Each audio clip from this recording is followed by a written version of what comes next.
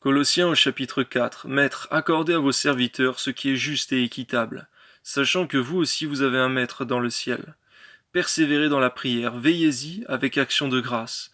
Priez en même temps pour nous, afin que Dieu nous ouvre une porte pour la parole, en sorte que je puisse annoncer le mystère de Christ, pour lequel je suis dans les chaînes, et le faire connaître comme je dois en parler. Conduisez-vous avec sagesse envers ceux du dehors, et rachetez le temps.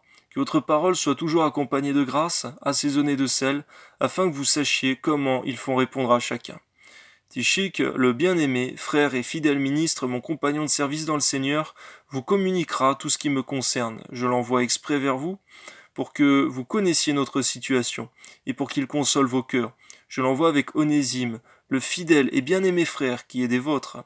Ils vous informeront de tout ce qui se passe ici.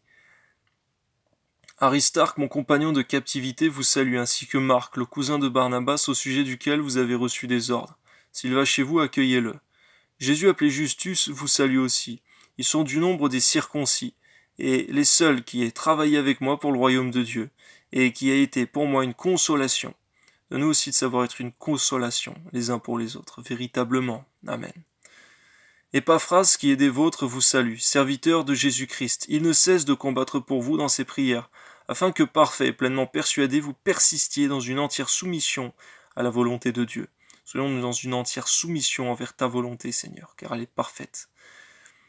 Car je lui rends le témoignage qu'il a une grande sollicitude pour vous, pour ceux de Laodicée, pour ceux d'Hierapolis. Luc, le médecin bien-aimé, vous salue, ainsi que Démas.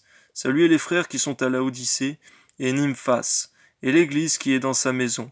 Lorsque cette lettre aura été lue chez vous, faites en sorte qu'elle soit aussi lue dans l'Église des Laodicéens, et que vous lisiez à votre tour celle qui vous arrivera de Laodicée.